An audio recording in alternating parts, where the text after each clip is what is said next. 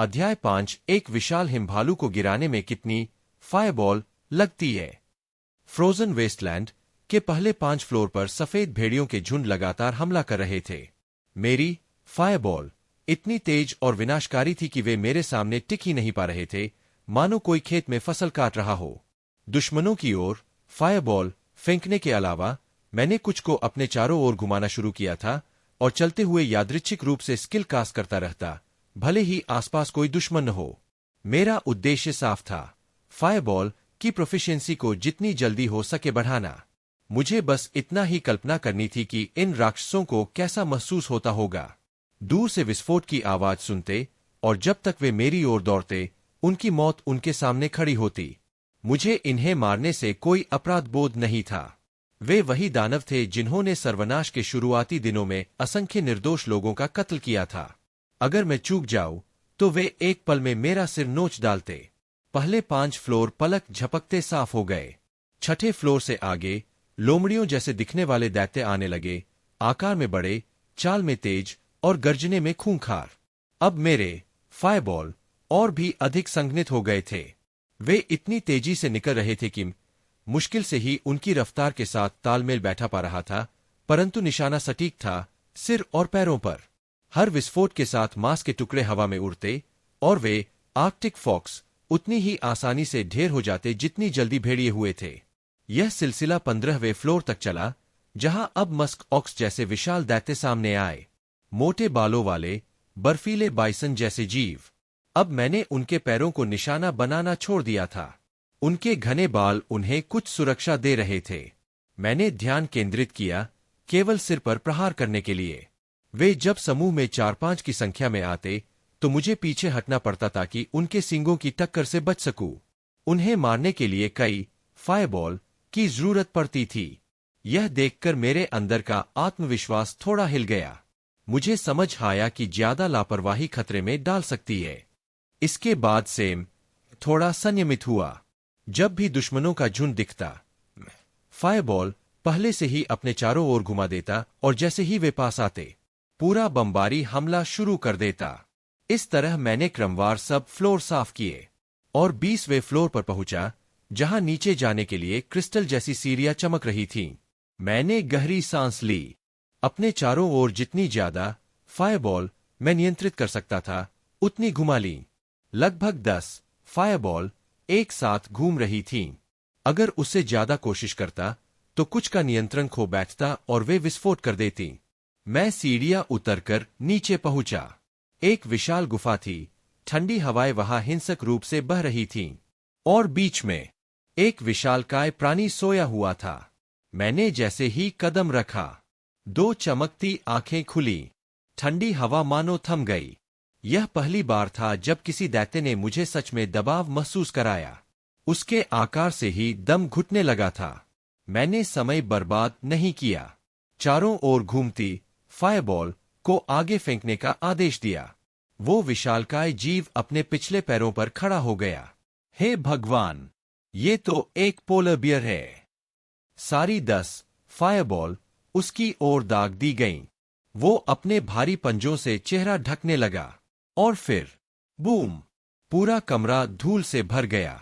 मैंने इंतजार नहीं किया। सीधे अगली 10 फायरबॉल उसी दिशा में दाग दीं। वुश! मैंने चीख मारी और पीछे कूदा। भालू अब भी जिंदा था। वो जमीन हिलाते हुए मेरी ओर झपटा। उसके पंजे झुलसे हुए थे, लेकिन उसका जबड़ा अब भी खुला था, दांत बर्फ जैसे चमकते हुए। मेरी आखिरी 10 फायरबॉल उसकी खुली जबड़े में जा लगी।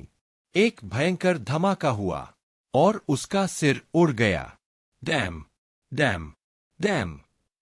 मैं जमीन पर गिरा, सांसें भारी चल रही थीं। बस एक पल की देरी होती और मेरा सिर उसके दांतों में होता। मेरी बेवकूफी भरी लापरवाही लगभग मेरी जान ले लेती। मैंने आंखें बंद की, दिल की धड़कन को शांत करने की कोशिश की। यह बहुत बड़ा सबक था। मैंने सिर झुकाकर सोचा।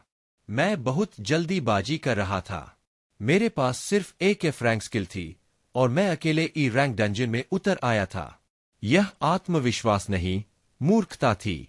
हाँ, मैं लगातार स्किल डाल सकता हूं, लेकिन अगर वह इतनी शक्तिशाली नहीं कि किसी विशाल बॉस को तुरंत गिरा सके, तो वह सिर्फ एक भ्रम है। इसके अलावा मैंने अब तक कोई भी कोर एब्जॉर्ब नहीं की थी। मैं उन्हें बेचकर नई और ऊंची रैंक की स्किल बुक खरीदना चाहता था। अब महसूस हुआ ये भी मूर्खता थी। अगर मैं कुछ स्ट्रेंथ कोर एब्जॉर्ब करता, तो मेरी मांसपेशियां और तेज व मजबूत हो जाती। अगर वाइटैलिटी कोर एब्जॉर्ब करता, तो मेरी रक्षा और जीवन दोनों मजबूत हो जाते और मैं ऐसे हमले झेल सकता था। मैंने गहरी सांस ली। ठीक है, अब जल्दबाजी नहीं, सोच समझकर आगे बढ़ना होगा। मूल योजना थी कि आज कई बार डंजन में उतरूं और पैसा जमा करूं ताकि एक सी रैंक स्किल खरीद सकूं। लेकिन अब समझ आया, यह इतना आसान नहीं। मुझे कम से कम 3 या 4 बार फ्रोजन वेस्टलैंड को दोहराना होगा ताकि $500,000 तक का फंड बन सके। एप्स पैराडाइज से मैंने लगभग $60,000 कमाए थे, और यहां तो उसका 2 गुना मिल गया था, करीब 100 कोर एस के साथ। मैंने उठकर देखा बॉस से क्या ड्रॉप मिला है। एक स्किल बुक और कुछ ई रैंक कोर एस, जो आकार में कबूतर के अंडे से थोड़े बड़े थे। स्किल बुक का नाम था आर्कटिक आर्मोर। मेरे चेहरे पर मुस्कान फैल गई। यही वो स्किल थी जिसे मैं ढूंढने वाला था। ऐसी स्किल्स मेरे जैसे हंटर के लिए बिल्कुल उपयुक्त होती है।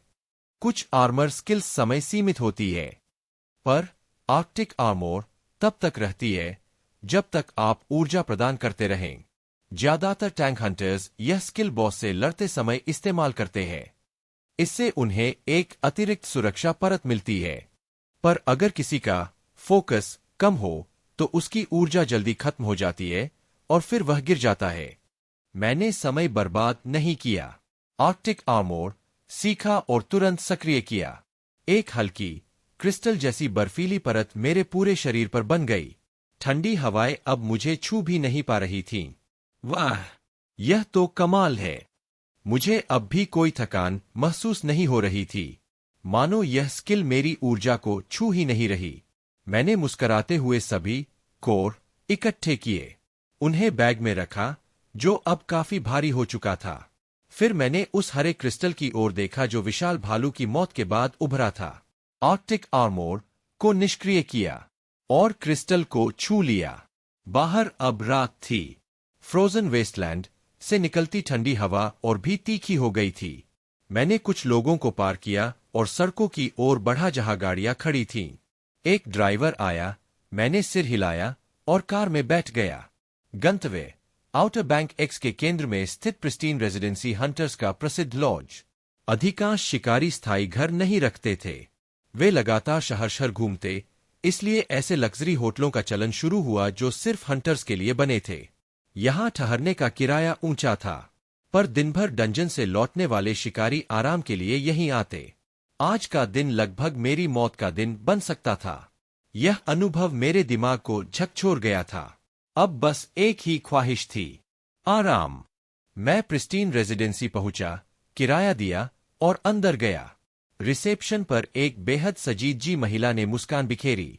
मैंने अपना हंटर लाइसेंस दिखाया। उसने तुरंत रूम प्रोसेस किया और मुझे की कार्ड थमाई। मैंने किसी दुकान की ओर ध्यान नहीं दिया, सीधे 10वीं मंजिल पर गया। दरवाजा खोला और जैसे ही बिस्तर देखा, बस अब कुछ देर के लिए दुनिया रुक जाए। मैं उस मुलायम बिस्तर पर गिर पड़ा। शरीर थका हुआ था, लेकिन भीतर जल रही थी वही आग जिसने आज एक पोलर